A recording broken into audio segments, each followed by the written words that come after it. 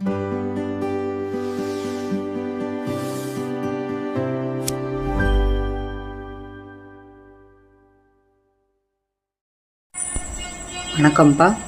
Rohini designers சேனலுக்கு உங்களை அன்போடு வரவேற்கிறேன்.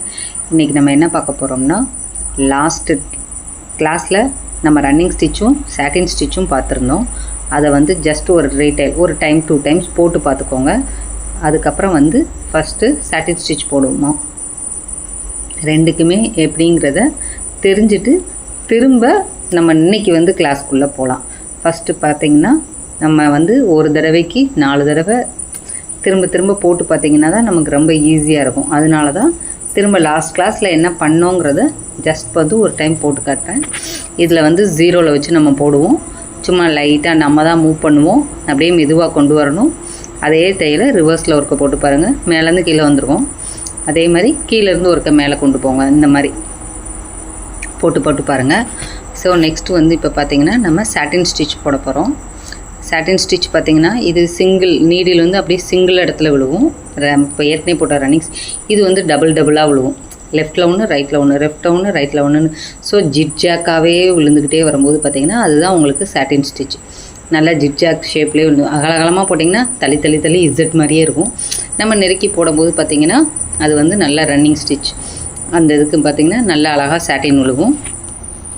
இதையுமே நல்ல நேர்கோடில் ஸ்லோவாக மெதுவாக எவ்வளோக்கு எவ்வளோ ஸ்லோவாக நம்ம மிஷினை கண்ட்ரோல் பண்ணி போட்டு பழகுறீங்களோ அவ்வளோக்கு எவ்வளோ ஈஸியாக நேர்த்தியாக ஸோ நம்மளோடது அழகாக ப்ரெசன்டேஷன் ஆகும்.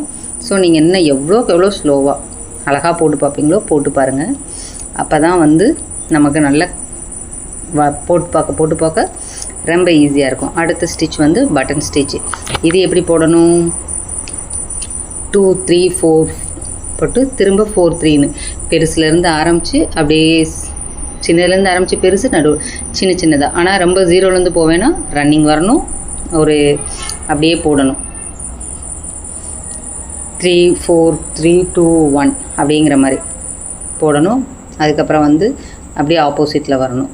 5 4 3 2 1ங்கிற மாதிரி ரிவர்ஸில் வரணும். இதே தான் இது வந்து. ஆனால் ஆரம்பிக்கும் போது 3லேருந்து நமக்கு வந்து ஒரு ஸ்டிக்கர் போட்டை வச்சு ஒட்டிட்டு கூட நீங்கள் அந்த ஸ்டிக்கர் போட்டு மேலே விழுகாமல் வந்து இந்த பக்கமும் நூல் கூட இருக்க வேண்டாம். கோட்டு ஒரு ப்ராக்டிஸ்க்கு வந்து அப்படி கூட நீங்கள் ட்ரை பண்ணி பார்க்கலாம். ஒரு பெரிய ஸ்டிக்கர் போட்டோ இல்லாட்டி சின்ன ஸ்டிக்கர் போட்டு ஒட்டிட்டு நீடில் மிஷினில் நூல் எதுவும் கோர்க்காமல் இந்த பக்கமும் அந்த போட்டு பாருங்கள். ஸ்டிச் பண்ணி பார்த்திங்கன்னா ஈஸியாக இருக்கும். அடுத்து வந்து பார்த்திங்கன்னா சிங்கிள் பெட்டல். இது எப்படின்னா, ஆரம்பிக்கும் போதே பெருசு 5ல் ஆரம்பித்து 5 4 3 2 1 0 ரன்னிங். அதே மாதிரியே 5 4 3 2 1 0 ரன்னிங்கில் வரணும். அதே மாதிரியே வந்தீங்கன்னா தான் அது அப்படியே வரணும். 5 4 5 4லேருந்து அப்படியே வரணும். அப்போ சிங்கிள் பெட்டல். இதையுமே பார்த்திங்கன்னா எவ்வளோக்கு எவ்வளோ ஸ்லோவாக நிறுத்தி நிதானமாக போட்டு ப்ராக்டிஸ் பண்ணுங்கள். நான் 1 ரோ தான் போட்டிருக்கேன், நீங்கள் வந்து நிறையா போடுங்க. இப்போ அடுத்து நான் போடுறது வந்து ஷார்ப் பெட்டல். இது என்னென்னா 2 பக்கமும் வந்து ஷார்ப்பாக இருக்கும். அப்போ எப்படி ரன்னிங்கில் ஆரம்பித்து 0 1 2 3 4 5 போடணும். அப்புறம் 5 4 3 2 1 போடணும். ஸோ இதே மாதிரியே ரிப்பீட். ரன்னிங் 0லேருந்து 5 வரைக்கும், அப்புறம் 5லேருந்து 0 வரைக்கும் அப்படியே வந்துக்கிட்டே இருந்தீங்கன்னா ரொம்ப பர்ஃபெக்டாக வரும். நம்ம வந்து நிதானம் தான் இதில் வேணும். எம்ப்ராய்டரியை பொறுத்த மட்டுக்கும் எவ்வளோக்கு எவ்வளோ ஸ்லோவாக பொறுமையாக ஒரு ஷேப்பில் போடுறீங்கன்னா அந்த ஷேப்பை வந்து பொறுமையாக கொண்டு வந்தீங்கன்னா செம்ம பக்காவாக வந்துடும். ஸோ ப்ராக்டிஸ் பண்ணி பாருங்கள். இப்போ ஹார்ட் ஷேப் போடலாம்.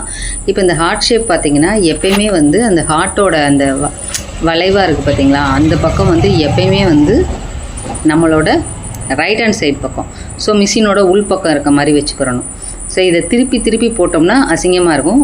நம்மளோட ஃப்ரேம் மட்டும் லைட்டாக அந்த ஷேப்புக்கு மூவ் பண்ணால் போதும் இல்லையா, அப்போ தான் வந்து அது வந்து அழகாக வரும். இதே இது வந்து பார்த்திங்கன்னா ஸ்ட்ரெயிட்டு கோடு அப்புறம் வளைவுக்குன்னு ஃப்ரேமை திருப்பத்தோணுன்னு அவசியம் இல்லை.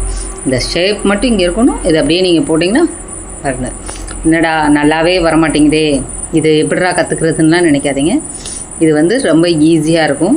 நீங்கள் போட்டு ப்ராக்டிஸ் பண்ணிங்கன்னா இந்த மிஷின் எம்ப்ராய்டரி மாதிரி ஈஸியான ஒர்க்கு ரொம்ப எதுவுமே கிடையாது. ஸோ ட்ரை பண்ணுங்கள். நல்லா வந்து ப்ராக்டிஸ் தான். தப்பாக வருதுன்னு நினைக்காதீங்க. பேப்பர்லேயும் போட்டு பாருங்கள், கிளாத்தில் போட்டு பாருங்கள். நல்லா ஸ்லோவாக எவ்வளோக்களவு மெதுவாக போடுறீங்களோ அவ்வளோக்களவு வந்து நீட் ஃபினிஷிங் கிடைக்கும். சரிங்களா? பார்த்து நான் இந்த கிளாஸ் வந்து ரொம்ப பிடிச்சிருக்குன்னு நினைக்கிறேன் உங்களுக்கு. அடுத்த கிளாஸில் பார்க்கலாம். இந்த வீடியோ பிடிச்சிருந்தா லைக் பண்ணுங்கள், சப்ஸ்கிரைப் பண்ணுங்கப்பா.